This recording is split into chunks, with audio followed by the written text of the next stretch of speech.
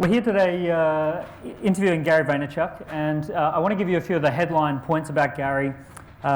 Really interesting guy. Started with a family business that was a wine business, built it from $2 million to $60 million, largely using social media. He became a New York Times bestseller. He built a massive personal brand with over 1 million Twitter followers. He is an early investor into businesses like Twitter, Tumblr, Evernote, which all went over $1 billion. Not Evernote. Well, Twitter and Tumblr, well, you know, 2 out of 3 ain't Uber, yeah, Birchbox, all over a multi-billion dollar businesses. And has a massive goal to own the New York Jets, which he tells everyone about all the time.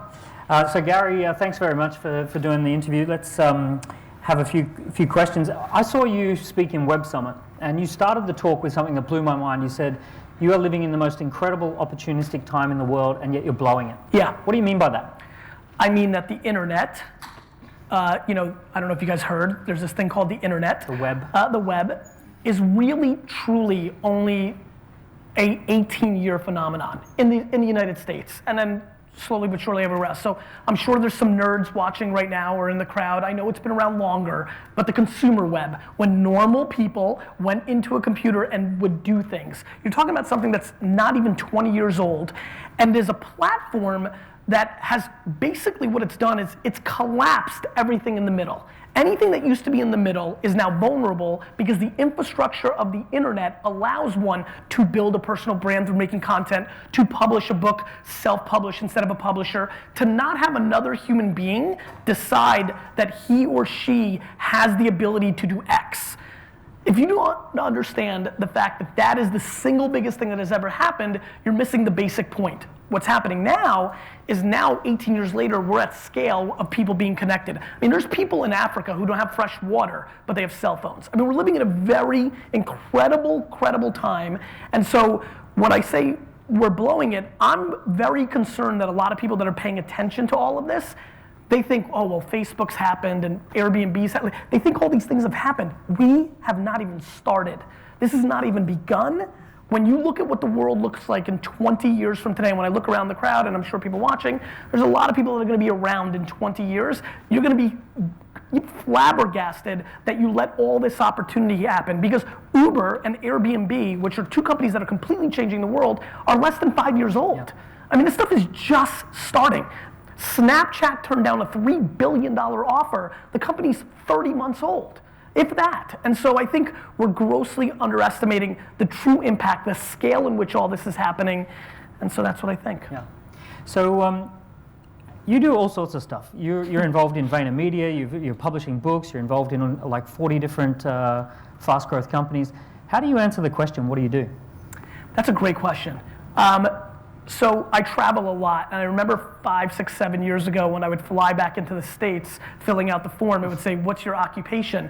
And it was, for a while, it was a wine merchant. That was easy, but then all as this stuff started happening, I was like, what am I? And it's really interesting, even as early as 2006 and 7, the word entrepreneur had a pretty negative connotation. It's amazing to see in the last 5 years the word entrepreneur really go from loser that had ideas to the single coolest thing going on right now. So, I tell people I'm an entrepreneur. Yeah, cool.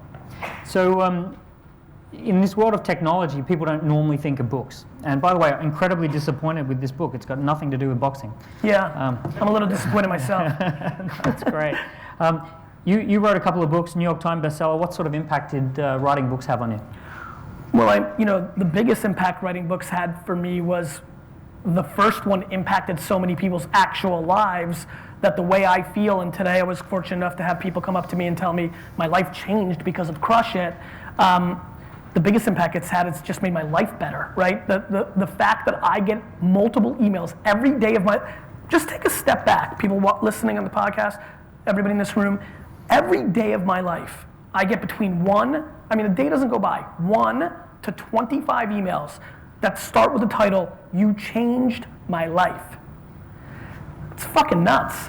It's an incredibly humbling, almost difficult thing to actually really comprehend. And complete strangers. I get tweets. All strangers, right? I have 6 friends. I get tweets that say, I'm in the bath with you right now, and people reading my book, and that's kind of weird as well. Yeah, that's very weird. Okay, so you're known for brand building, and you're very good at building big brands and getting profile out there. But you also talk about products. So a lot of people right now, they're trying to build a product, and one of the things that doesn't work with products is going out and marketing products the way that people used to. What do you talk about when you're advising a firm on how to build a great product that is going to get talked about? Well, I mean, everything, product, I mean, I think everything's a product. I think we as human beings are now a product. So I think everything's a product. So I should first say that the advice that I give to a human being trying to become the cookie queen versus Mountain Dew or Dove or my $8 billion brands that I work with is actually basically the same. The only difference is execution. When you have millions of dollars to spend each year to build your brand, you do different things than when you have $0.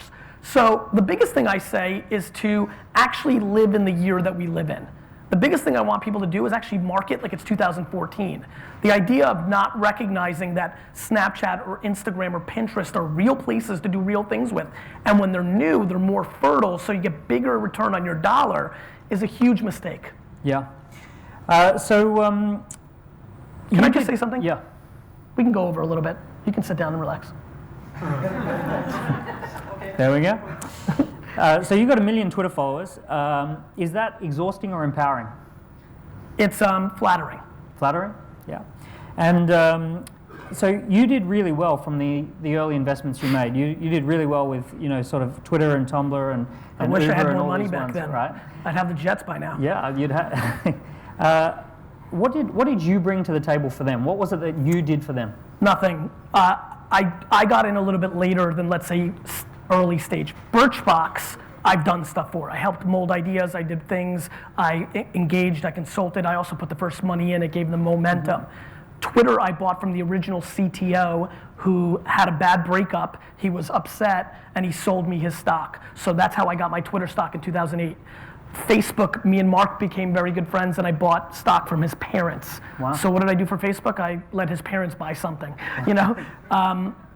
Tumblr was one that I was a little more involved in. I built up the profile. I did some parties at South by. I talked about the product. I used it. I gave them feedback on how I thought. So what's the key thing you do for companies now? So when you take on a company now, it's always different. There's people that want me to invest just as an endorsement, and they leverage my name to round out their round and get other people to invest. There's people that use me because they know that I know marketing and they want to build a brand. There's people that use me that want to get to corporate America and big brands, and they know that I'm the gateway. And then there's people in the small group of people, they know that I'm a product guy, and they want that actual expertise. Right.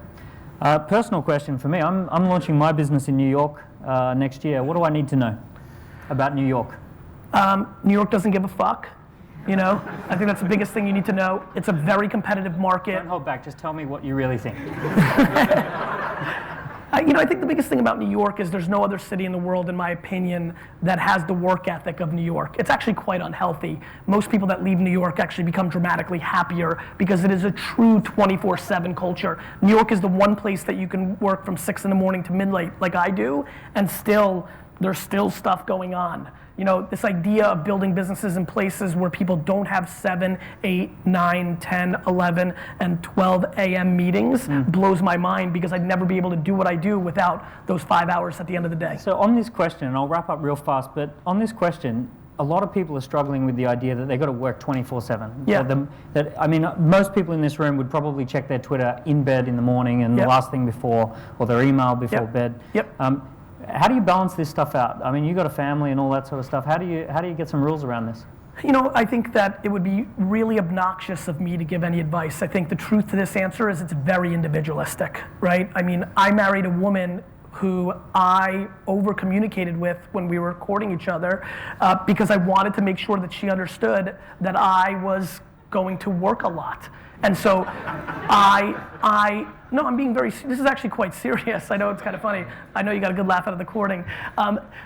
To me, it's about communication. I mean, there's certain families, I'll give you an example. Here's what works for me, and I've only found it this year. And this is what works for me now.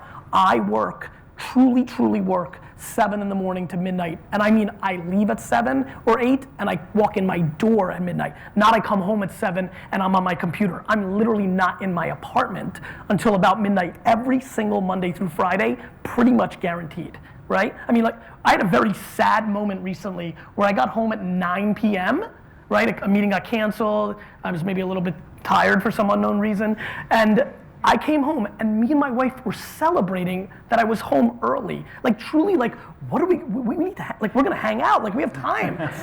And then I looked and literally I was hugging Lizzie, looked in the corner of my eye and saw it was like 9:12 p.m. And I'm like, this is fucking sad, you know? So that's what works for Lizzie and I, extremism, which is now I work a ton Monday through Friday, but Saturday and Sunday, I'm off the phone, I'm out, and instead of 2 weeks vacation, I'm doing 7 weeks vacation. So in 2013, I feel dramatically more fulfilled with my family and with my business, but that doesn't work for everybody. I mean, everybody has different needs. I can't sit here when somebody has debt, when somebody has a sick parent, you know, a special needs child. There's just too many variables. What works? And the way to really approach this is to communicate with the other people in your life that you love and find what works for both of you. Awesome. Or 3 of you. So thanks, Gary. If you're watching on YouTube, click across and have a look at Gary's half-an-hour talk that I saw at Web Summit. It was a brilliant talk. Grab his book, Jab, Jab, Right Hook. It's got nothing to do with boxing, but it's still a great book. And thank you very much, Gary. Thank you so much. Cheers. Cheers.